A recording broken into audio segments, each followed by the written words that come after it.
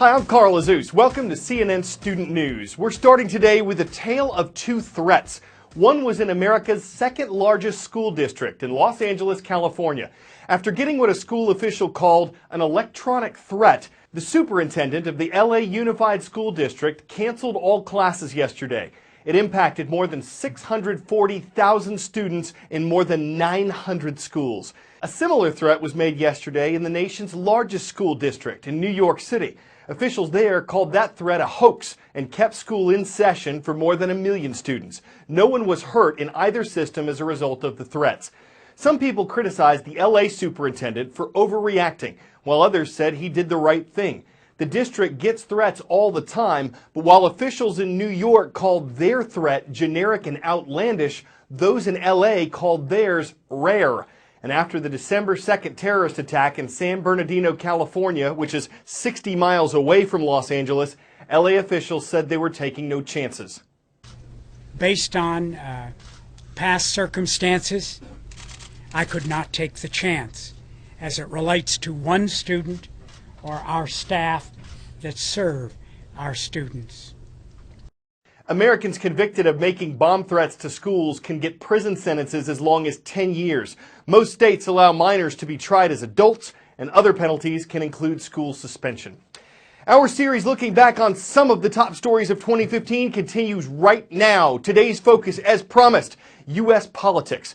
There's a presidential election next year. You might have heard something about it. There'll be one nominee from each major party on the ballot. Currently, for the Democrats, 3 people are seeking the party nomination. 3 have withdrawn from the race. For the Republicans, 14 people are seeking the party nomination. 3 have withdrawn from that race. Now, for a sense of why the campaign season has been so closely watched, here's Mary Maloney. The 2016 presidential election campaign kicked into high gear. The crowded GOP field started out with a whopping 17 candidates. And one name has dominated the political dialogue since. Donald Trump. If you look at Donald Trump. The billionaire's bombastic style grabbed daily headlines. I know more about ISIS than the generals do, believe me. Excuse me, sit down. You weren't called. Sit down. Sit down. I don't care about Megyn Kelly, but no, I would not apologize. She should probably apologize to me, but I just don't care. While he maintained frontrunner status. The Democratic field much smaller, with political powerhouse Hillary Clinton fighting off junior Senator Bernie Sanders and his huge campaign crowds. Hillary Clinton's campaign trail took a dramatic turn to Capitol Hill in October. I've lost more sleep than all of you put together. The Democratic frontrunner testified in front of a House committee investigating the Benghazi tragedy. The Clinton campaign calls it a political witch hunt. Republicans insist it's not about Clinton, but about getting answered. Now, an unexpected departure gave rise to new leadership in Washington. I decided, today's the day I'm going to do this. As simple as that. Then House Speaker John Boehner said the turmoil in Congress led him to decide it was time to go. After a chaotic scramble, Republican Congressman Paul Ryan was elected the 54th Speaker. It is my privilege to hand this gavel to the Speaker of the House, Congressman and Honorable Paul Ryan. Thank you. Ryan takes the helm with a promise to end fractious party bickering that is stalling the work of Congress.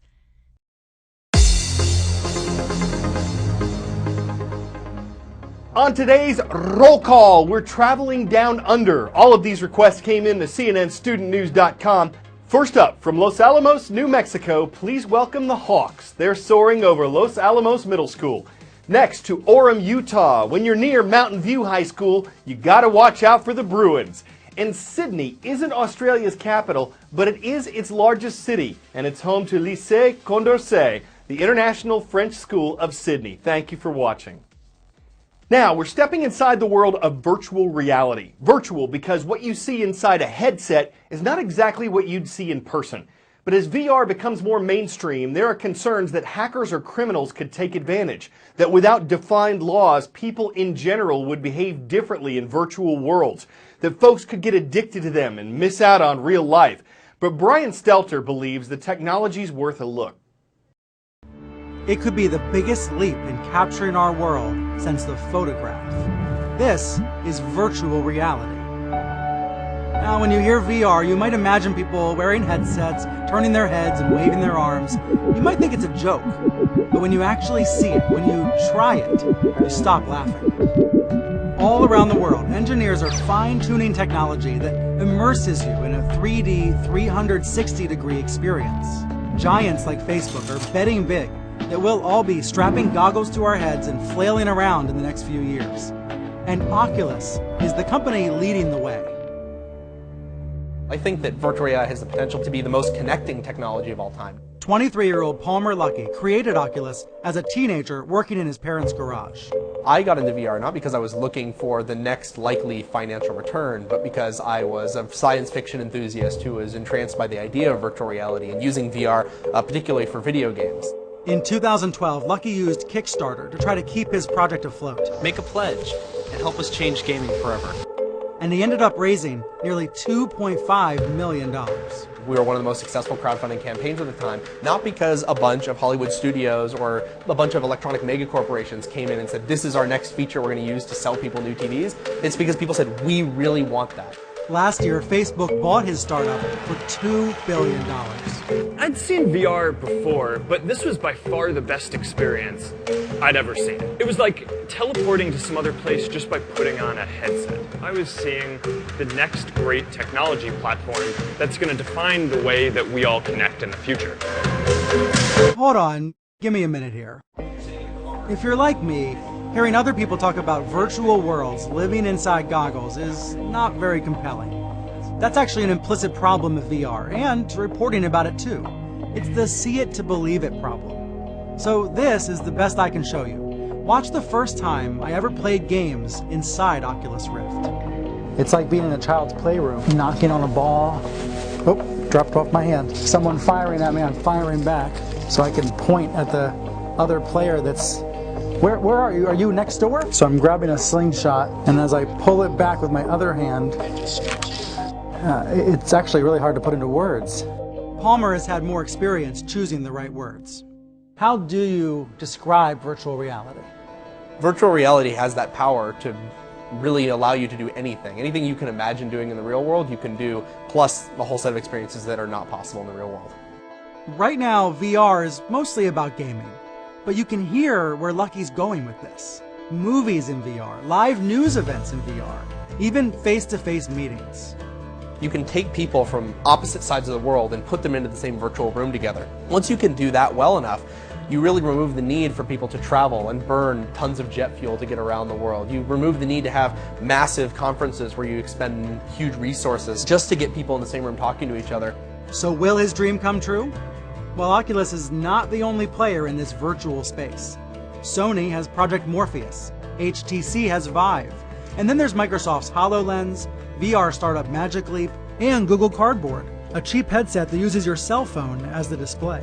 But virtual reality doesn't always come cheap. The Oculus Rift system is expected to cost $1,500. I think our biggest challenge is driving the quality up and the cost down. The public might reject VR the same way it rejected 3D TV. But Oculus has the potential to change the very definition of a screen. Because when you're looking at virtual reality, you forget you're looking at a screen at all.